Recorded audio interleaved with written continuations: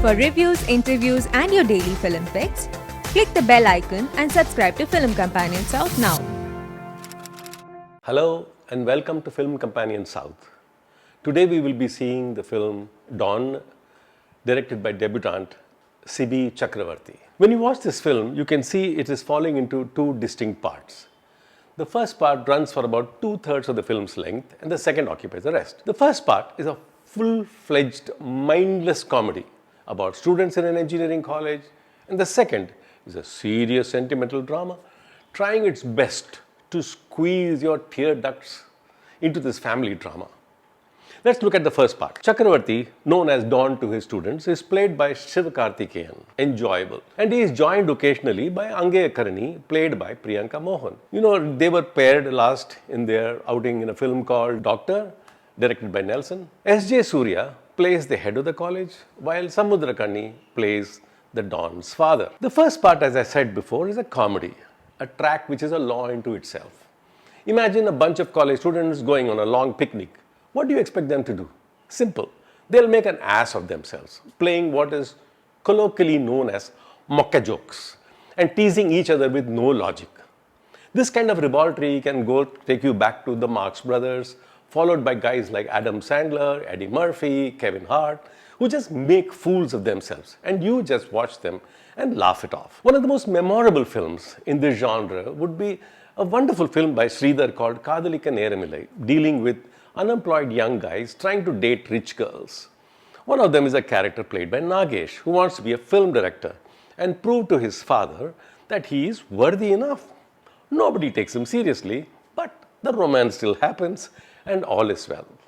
Recently we had Three Idiots, a college comedy where nobody takes themselves too seriously, and the film still goes on to become a very strong critique of the education system in India, especially in the higher education echelons. With such precedents available, Dawn sadly takes itself a bit too seriously.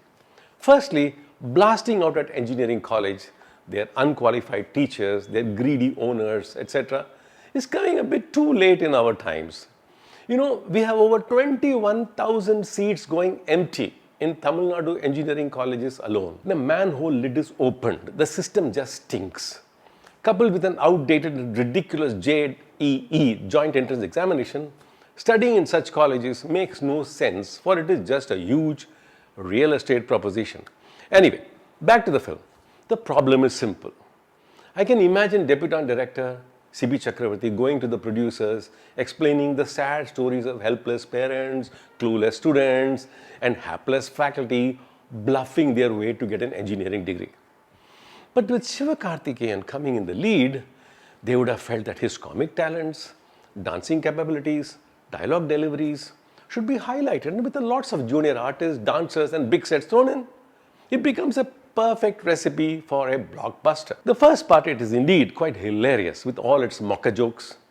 A courageous Sivakarthikeyan shaves off his beard and moustache to look like a 11th grade kid. The villainous students getting bashed up while two faculty members, one fat, one small, who get recorded on a mobile camera, slamming their boss man, and they break down seeking apologies from the students when they are blackmailed. Viewers are willing to lap it all, so long as you are driving seriously on the goofy side of the road. The trouble begins when the film hits the second part, switching lanes while heading towards some conclusion. Suddenly, the second part becomes very melodramatic. Possibly, it is because it is rooted in the original script written by Cibi Chakaravarthi, and it catches the audience completely unawares. I can still hear the audiences who went clapping, whistling, howling in the first part, suddenly going silent. And some were even giggling, hearing all those moralistic speech making. You know, that's where the story literally hits its nail in its own two feet, killing its own momentum. I don't want to get into the story details here, you see it or imagine it. The problem is very simple. It is very difficult to weld together two completely different genres when you don't have the right technique. The 2 hours normally demand that you stick to the path you've undertaken, to the genre you have worked with. If you ask me what was most memorable for me in the film, I would recollect only the song sequences. The first one, Jalabula Jang, is a kind of tribute to Ilayya Dalapathi's Vijay style, and he goes very, very, very beautifully in that film. And Private Party the one with angels and guys dressed in animal costumes in an overcrowded kindergarten set, gives our poor heroine Priyanka a little glamorous moment, thanks to choreographer Shobi Master. The background score, as usual, is predictably unimaginative, and the cinematography by K. Bhaskaran is equally bland, with most frames looking like composed on a TV serial mode in a hurry. For young aspiring filmmakers who see this film, I want you to learn one lesson and etch it into your heart. Never have a film being screened in the film made by your protagonists with audiences standing up and clapping with tears in their eyes. The viewers have not seen the film at all.